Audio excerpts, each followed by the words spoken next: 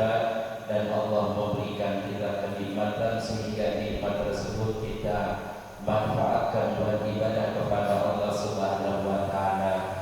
Yang mudah-mudahan ilmu yang kita dapati pada malam hari ini Allah berikan ilmu yang bermanfaat, dan mudah-mudahan Allah mudahkan untuk menangkap daripada ilmu yang disampaikannya, yang mudah-mudahan menjadi bekal untuk diterimanya ibadah kita kepada Allah Subhanahu wa taala. Hadirin jamaah yang saya hormati, kita lanjut kepada materi. Bismillahirrahmanirrahim. Ya. Adabut tayammumi, ini bab menjelaskan adab bertayamum. Fa in azazta, maka jika lemah kamu, anistimalil ma'i, daripada memakai air, lifaqbihi, karena ketiadaan air, ba'da talabi, sesudah dicari, au li uzrin, atau karena uzur, min maradin, daripada sakit, au limaniin, atau yang mencegah, minal husuli, daripada sampai, ilaihi, kepada air, min sabuin, daripada binatang buas, au habsin, atau ditahan, au kanal ma'u, atau adanya air, al-hadiru, yang hadir, tahtaju, dibutuhkan, ilaihi, kepada air, li'at sika, karena dahaga kamu, au aksi rafiqika, atau dahaga teman kamu, au kana, atau adanya air, milkan, milik, lighairika, bagi selain kamu, walam yabi, dan tidak menjual kamu, illa bi aksaro, kecuali dengan lebih banyak, min samanil misli, daripada harga umpama, au kana, atau adanya, bika, dengan kamu, jarahatun, luka, au maradun, atau sakit, takhafu, yang takut, minhu, daripada air, ala nafsika, kepada diri kamu, fasbir, maka sabarlah, hatta yadhula, sehingga masuk waktu faridati, waktu fardu, sumaksib, kemudian memaksud kamu, sa'idan, kepada tanah, thayyiban, yang bagus, alaihi, kepada itu tanah, turabun khalisun tahirun layyinun, tanah yang murni, yang suci, yang lemes.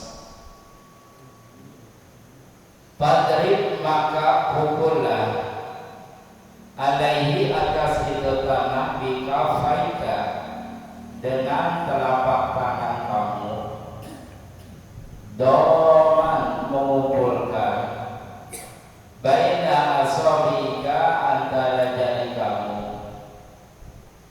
wanwi, dan niatlah, istibahata fardis sholati, membolehkan keperluan sholat,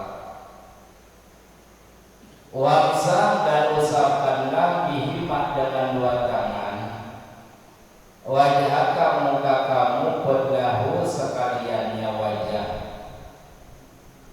marratan wahidatan, satu kali, wala tatakallaf, dan jangan memaksa kamu, isal al-ghubari, kepada menyampaikan tanah yang halus, ila mana bitisali,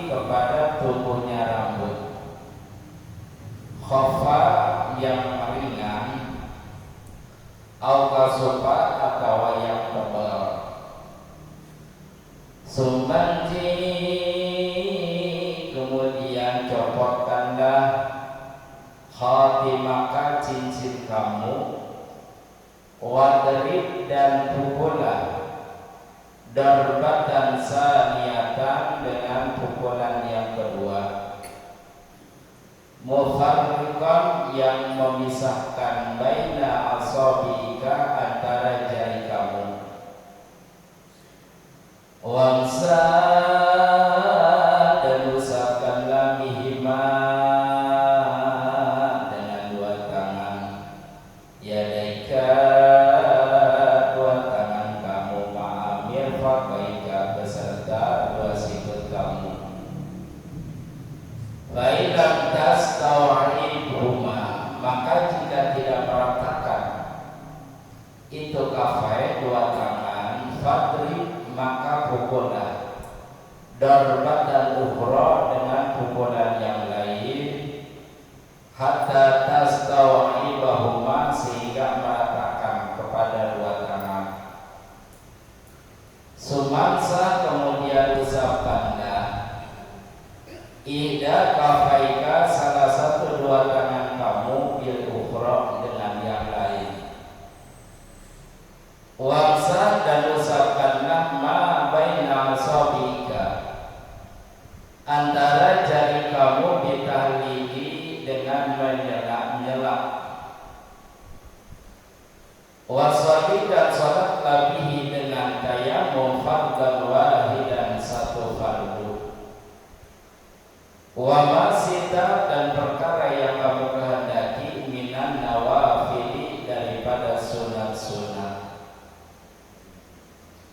Ba'in arata maka jika hendak kamu fardhan saniyan fardu yang kedua, fastanif maka mulailah lahu bagi itu tayamum tayamuman akhara tayamum yang lain.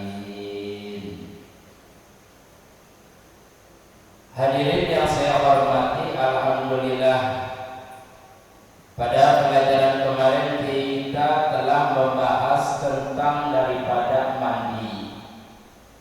Sekarang membahas tentang daripada tayamum. Tayamum adalah ibadatun daruriyatun, ibadah yang bangsa darurat. Jadi Allah memudahkan dengan pelaksana kaifiat tata cara ibadah kita.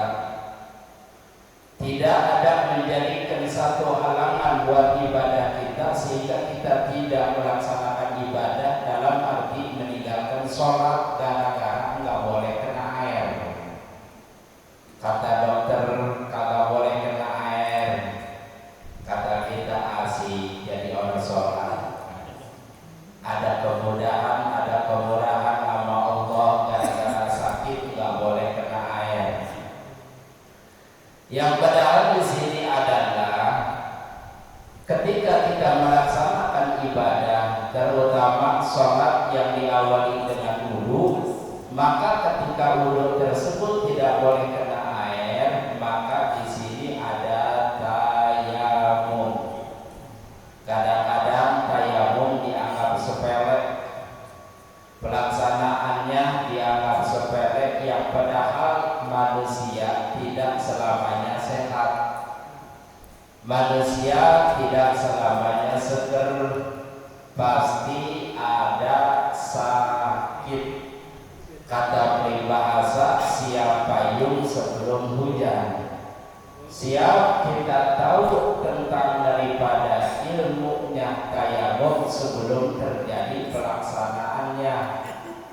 Jangan sampai kata dokter kagak boleh kena air, akhirnya kagak sholat. Yang padahal di dalam Baqul Hukama menjelaskan yuhdazul amal ila arba'ati asya'ah, perkara amaliyah dibutuhkan 4 perkara. Yang pertama adalah al-ilmu qabla bad'ihi. Yang pertama adalah ilmu sebelum melaksanakan pekerjaan. Sebelum sholat kita terlebih dahulu menggali tahu ilmu daripada sholat. Sebelum kita puasa, kita harus tahu ilmu daripada puasa. Sebelum kita tani, harus tahu ilmu daripada tani. Sebelum kita jadi pedagang, harus tahu ilmu cara berdagang. Maka ilmu yang menjadikan pokok di antara amaliyah kita.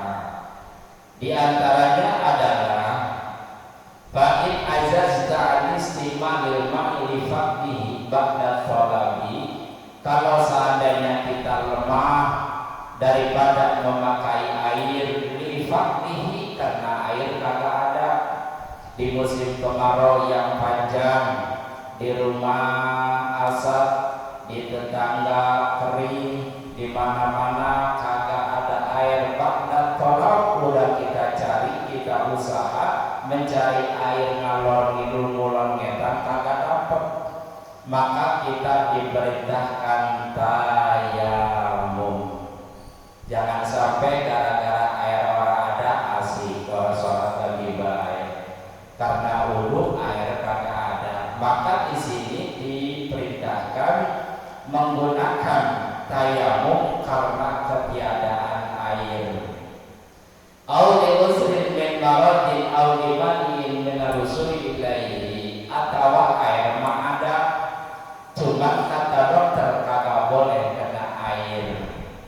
Nah, disinilah penting dalam arti ilmu daripada tayamum. Jangan sampai ketika kita terlarang menggunakan air kemudian kita tidak pergunakan, dalam arti kita tinggalkan ibadah kita karena tidak bisa menggunakan air. Maka kita gunakan dengan tayamum.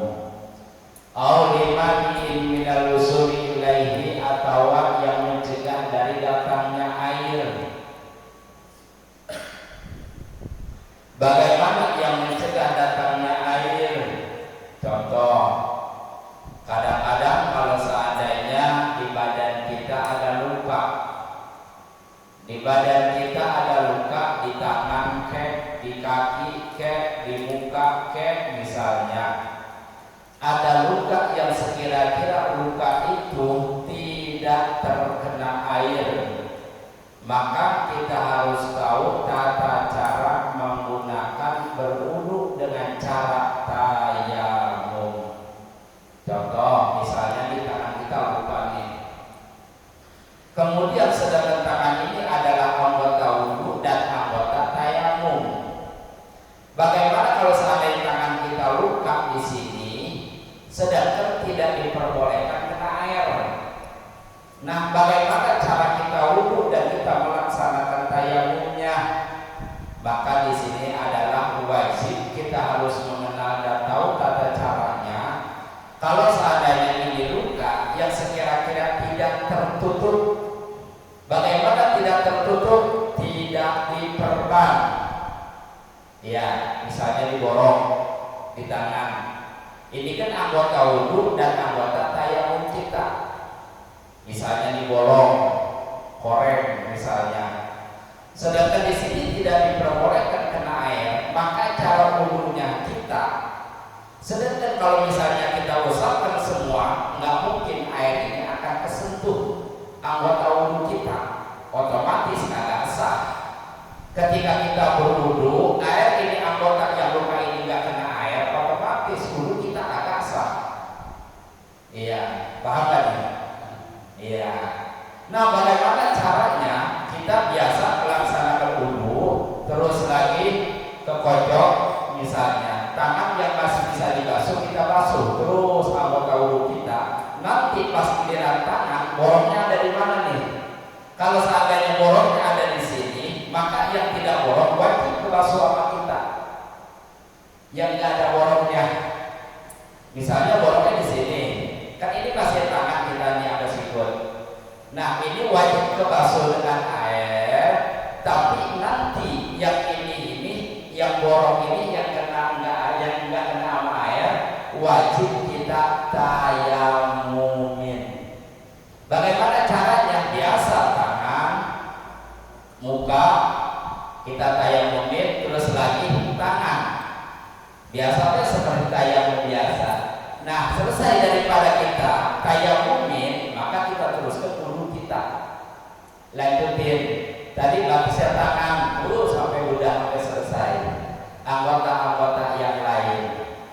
Paham nggak?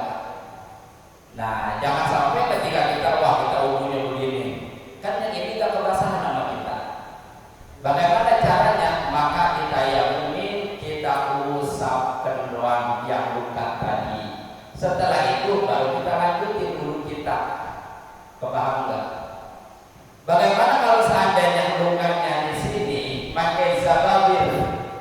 Dalam arti zababil ini pakai perban. Ya, misalnya di luka, kemudian luka tersebut kita perban rapat, kan otomatis yang kena perban ini tidak kemasukan dengan air. Bagaimana caranya? Wudu seperti biasa, kemudian ketika di tangan hanya diusapkan doang tanpa menggunakan tayamum. Paham nggak?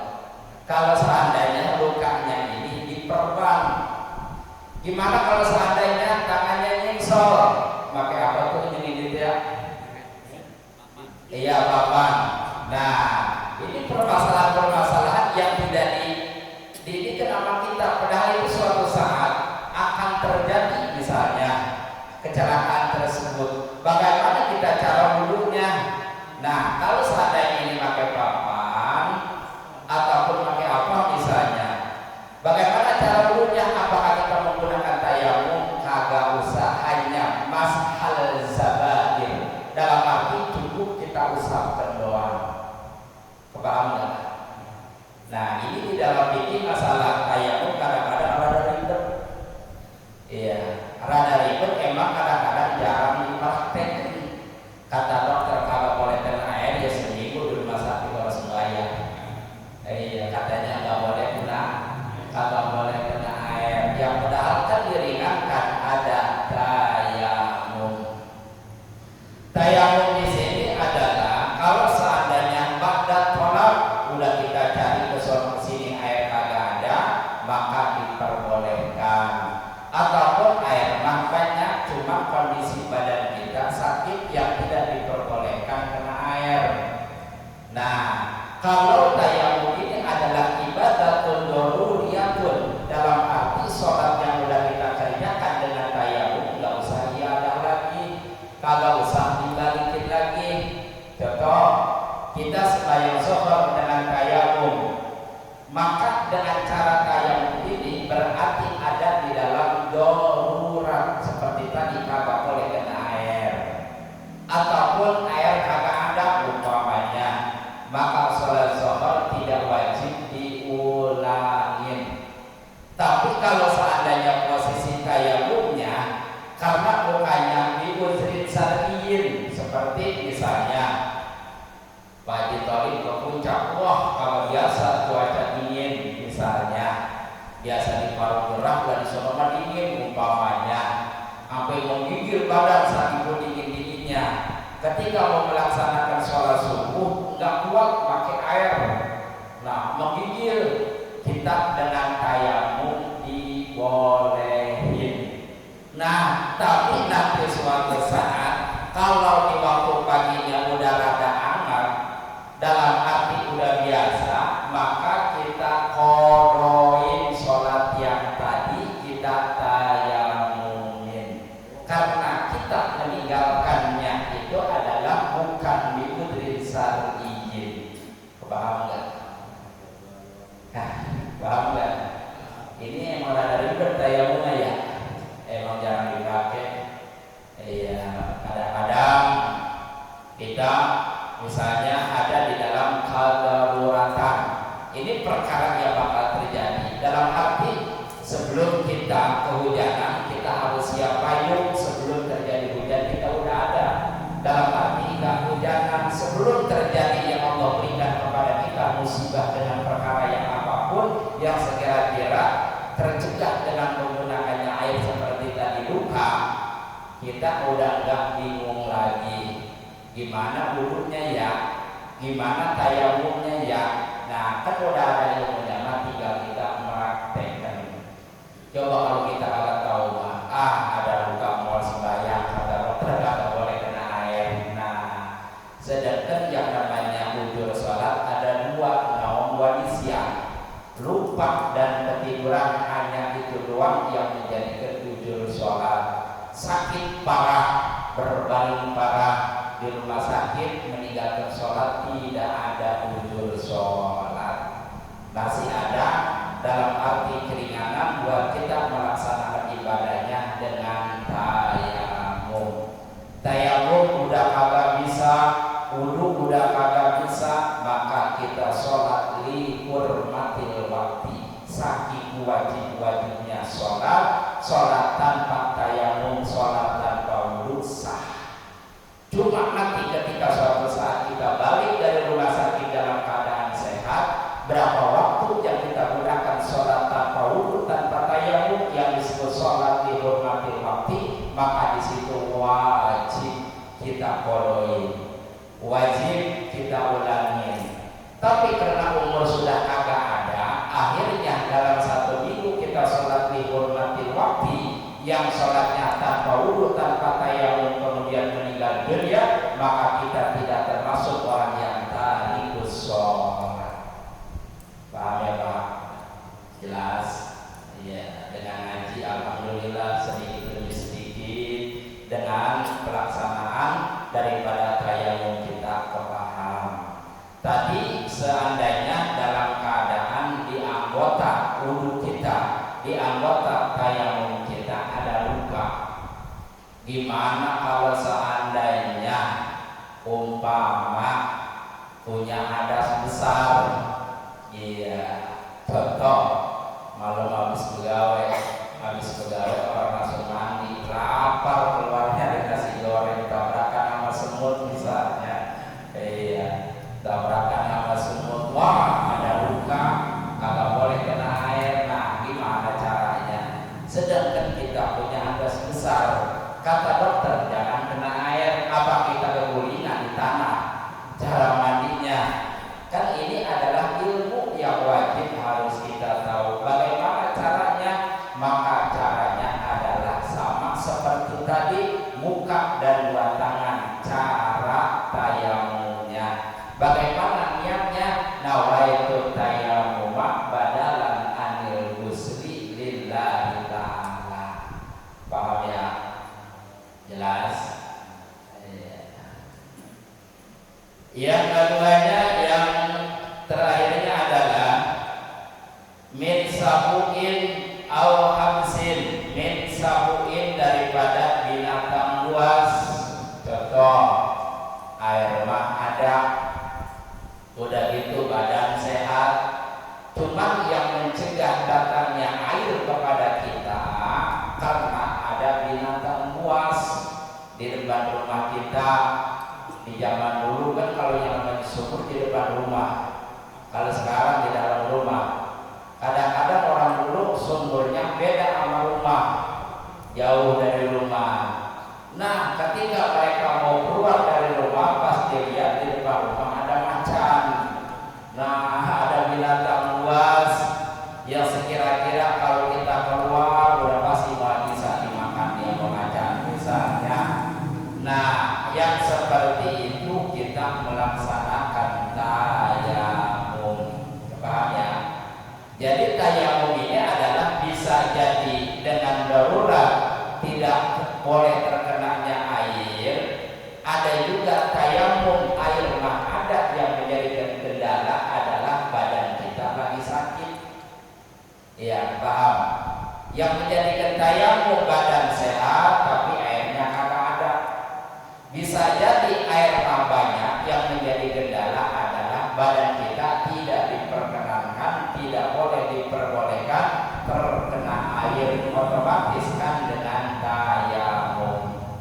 Ataupun yang ketiga, air ada, badan sehat, cuma ketika mau keluarnya takut sama binatang buas, maka diperbolehkan kita tayamum. Au aksin, atau di penjara, sedangkan di tempat penjaraan itu air kagak ada, sedangkan sholat wajib boleh kita tidak menggunakan tayamum walaupun dalam keadaan badan sehat, air banyak, karena kondisi lagi di penjara, lagi tertahan, maka diperbolehkan.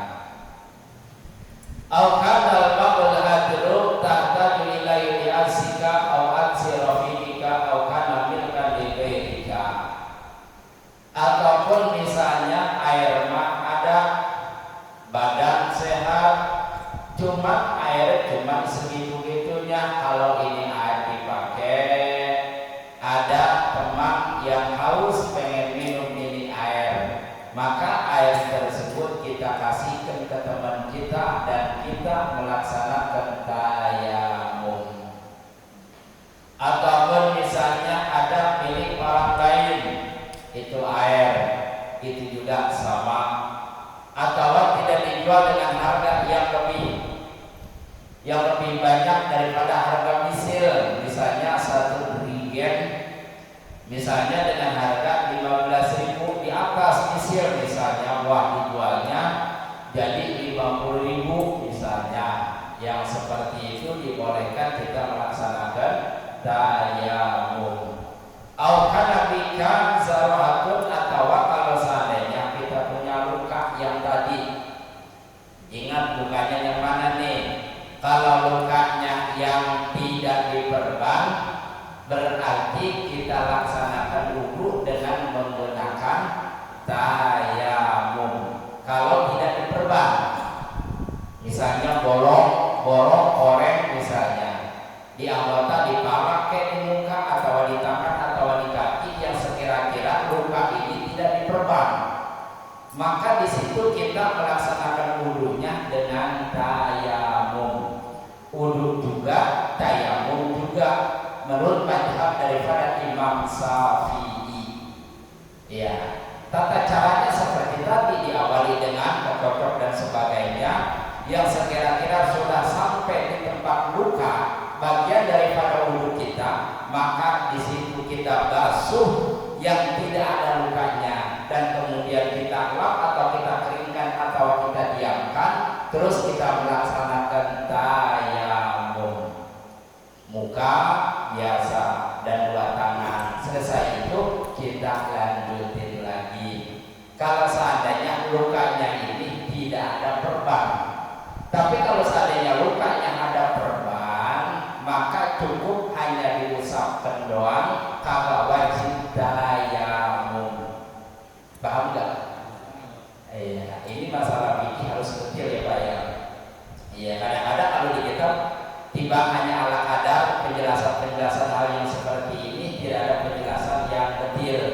Ini diambil daripada kitab-kitab yang lain, terutama masalah fikih yang jelas di dalam jabarannya, diantaranya di kitab Al-Ghazali juz pertama ada dijelaskan, atau di dalam kitab Tauhid atau Anwarul Masail itu jelas.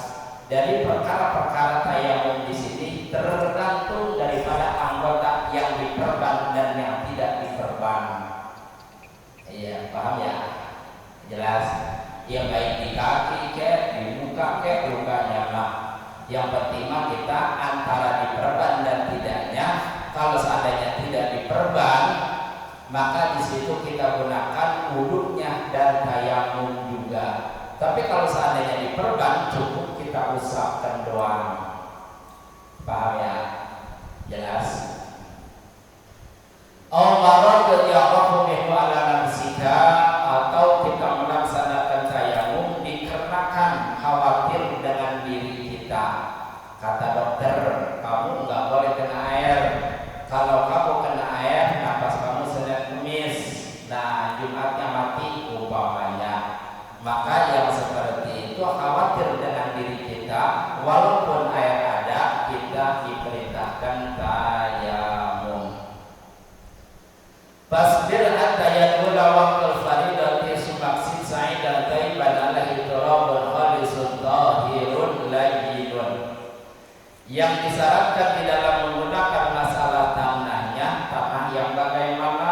Tanah yang bisa digunakan buat tayamum. Yang pertama khalisun, yang kedua tahirun, yang ketiga layyinun. Tanah yang bisa digunakan buat tayamum adalah tanah yang murni. Tanah yang murni, tanah yang bagaimana? Tanah yang tidak kecampuran dengan pasir, tidak kecampuran dengan debu, tidak kecampuran dengan tepung misalnya. Nah, di sini dianjurkan khalis, tanah yang murni, tanah yang bersih, tanah yang lemes. Tanah yang lemes, tanah yang bagaimana? Tanah yang halus, bukan tanah gerumbulan yang segede-gede kapal kita pakai tayamum yang agak asal, kagak diperbolehkan itu. Kemudian tata caranya adalah kita usapkan ke muka kita dan kita usapkan kepada dua tangan kita dengan jari yang terpisah dan jari yang terkumpul. Dalam arti ada yang dibunyikan, ada yang dijarangin. Nah, ini tata caranya di dalam melaksanakan di dalam masalah tayamum hanya dikerjakan fardhan wahidan, satu fardu saja. Kalau seandainya Ustaz Sudirman melaksanakan khatib dan Jumat, maka di situ melaksanakannya 2 kali tayamum. Ketika selesai daripada khutbah, maka dia tayamum lagi. Enggak boleh bisa tayamum 2 kali fardu, khutbah dan Jumat. Ini tidak diperbolehkan, terkecuali sholat maid, terkecuali misalnya sholat yang sunat, itu gak apa-apa. Tapi kalau seandainya yang fardu hanya dilakukan di dalam satu fardu saja, tidak bisa digunakan fardu yang lainnya, walaupun kita belum batal. Paham ya? Jelas? Wallahu a'lam bishawab. Sampai di apa kita sampai Bismillahirrahmanirrahim. Faslun, bermula ini pasal awqatus sholati, waktu-waktu sholat. Khamsun, ada 5. Awal waktu zuhri, yang pertama waktu zuhur. Zawal samsi, bergesernya matahari. Wa akhiruhu, dan akhirnya waktu zuhur. Masih rezid zaidi, jadi bayangan sesuatu, mislahu umpamanya. Gairah zidil istiwa, selain bayangan yang rata. Wa awal waktu asri, dan awal waktu asar. Ija sora zilu kulli sayyin, apabila jadi bayangan tiap-tiap sesuatu, mislahu umpamanya. Wazada, dan melebihi qalilan sedikit. Wa akhiruhu, dan akhirnya waktu maghrib asar. Ghurub samsi, surutnya matahari. Wa awal waktu maghribi, dan awal waktu maghrib. Ghurub samsi, surutnya matahari. Wa akhiruhu, dan akhirnya waktu maghrib. Guru busafakil amari, suruh mega yang merah. Wa awal wakil isya,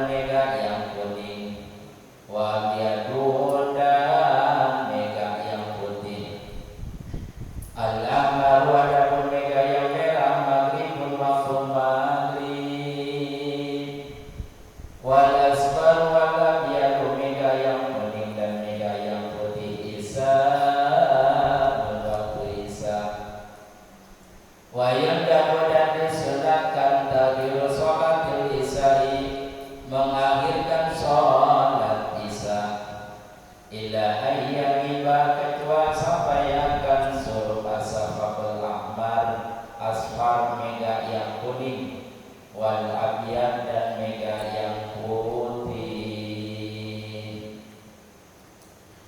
Ini bahasa menjelaskan setelah daripada pelaksanaan di dalam sholat yang sudah dijelaskan tentang daripada syarat di dalam sholat dan rukun di dalam sholat. Ketika perkara yang sunat ada yang terlewat, ada yang kurang sempurna, maka sholat kita bisa sempurna dan sah. Tapi kalau seandainya di dalam rukun ada yang rusak tidak sempurna, maka semua sholat kita tidak akan sah. Karena rukun menjadikan fondasi di dalam ibadah kita. Rukunnya benar, sujudnya benar, Fatihahnya kagak benar, semua sholat rangkaian ibadah sholatnya tidak benar.